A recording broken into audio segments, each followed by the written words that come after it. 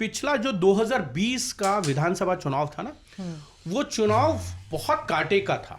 एक तरफ एनडीए को डेड जो है चिराग पासवान डाल रहे थे, दूसरी तरफ महागठबंधन को जो डेंट किया वो ओवैसी उपेंद्र कुशवाहा की जोड़ी ने किया, ऐसा तेजस्वी और कांग्रेस का मानना है। क्या सच में ओवैसी इस बार भी उतने इफेक्टिव रहेंगे जितने 2020 के विधानसभा चुनाव में थे वो?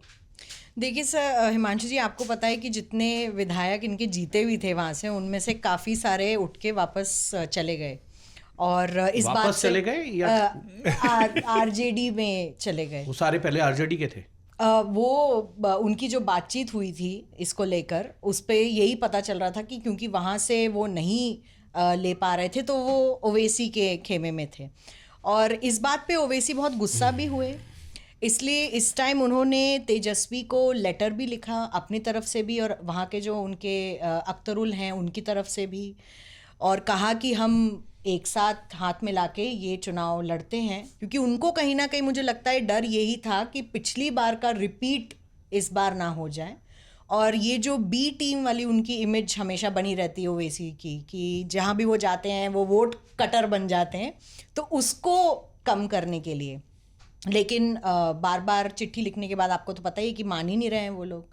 तो एक अभी क्योंकि वो सीमांचल के दौरे पर ही हैं, एक रिपोर्टर ने उनसे पूछ लिया कि सर आप जा रहे हैं, तेजस्वी तो ले नहीं रहे हैं आपको, आप जाएंगे, आप क्या करेंगे? तो कह रहे हैं देखो उनका ईमान नहीं जाग रहा है, हमारा तो ईमान जागा हुआ है, इसलिए हम कह रहे हैं। पहले सो गया था, इस बार जाग गया। तो वो कह रहे हमारा तो ईमान जाग रहा है, फिर आकर ये ना कहें कि हम बी टीम हैं और ये सब चीज़ें। अब आप कह रहे हैं कि तेजू भैया ने एक पार्टी बना ली है। इनफैक्ट वहीं पर एक रिपोर्टर ने ओवैसी से ये भी पूछा, सर तेजू भैया अगर पार्टी बना लेंगे तो आप उनके साथ चले जाएंगे?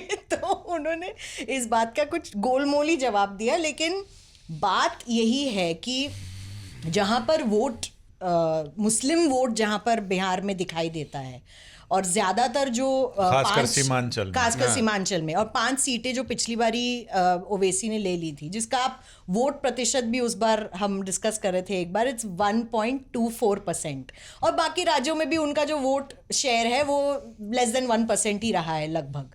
लेकिन वही एक कोर एरिया है। अब वहाँ पर ओवैसी अगर तेजस्वी के साथ चले जाते तो फ़ायदा तेजस्वी को नहीं होने वाला था, और इस बात का ओवैसी को भी मालूम है, और इसीलिए कहीं ना कहीं वो इसमें कहीं समन्वय नहीं बिठा पा रहे हैं।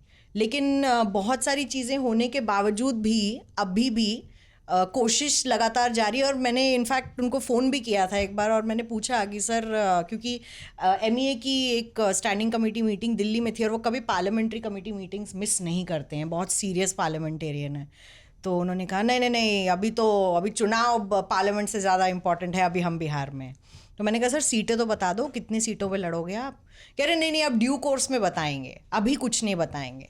तो सब कुछ एक wait and watch guarded game खेल रहे हैं फ़िलहाल, और इसीलिए बिहार चुनाव बहुत ही ज़्यादा मतलब मिर्च मसाला लग के बहुत इंटरेस्टिंग होता हुआ दिख रहा है।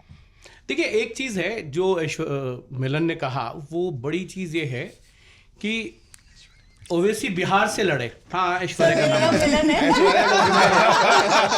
आके मैं मिलन पे आ गया। आप ऐश्वर्या को मिस कर रहे हैं? हो सकता है, दर्शक भी कर रहे हैं, कमेंट सेक्शन में भी कोई दो राय नहीं है। सर ये मेरा पहला पॉडकास्ट है तो और मैं पहली बार सूत्रधार बने हैं, तो ये गलतियां होती हैं।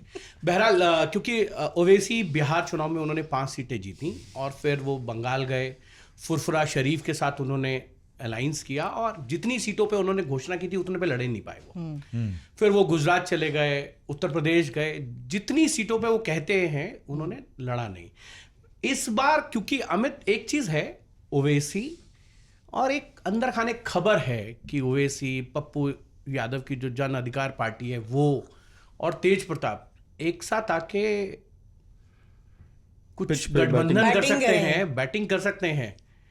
और जो अभी मिलन ने कहा ना कि वो वोट कटुआ का टैग हटाना चाहते हैं, तो वो तो फिर बरकरार हो जाएगा अगर तीनों का गठबंधन हो गया। और पप्पू यादव का एक तस्वीर अभी वायरल हो गया, प्रधानमंत्री पूर्णिया गए थे तो एयरपोर्ट के उस पे उद्घाटन के लिए, तो वहाँ पप्पू यादव उनसे बात करते नजर आए। तो इन खबरों को जो हवा देने का काम है वो लगातार दोनों तरफ से हो रहा है कि तेज प्रताप, ओवैसी, पप्पू यादव गठबंधन कर सकते हैं।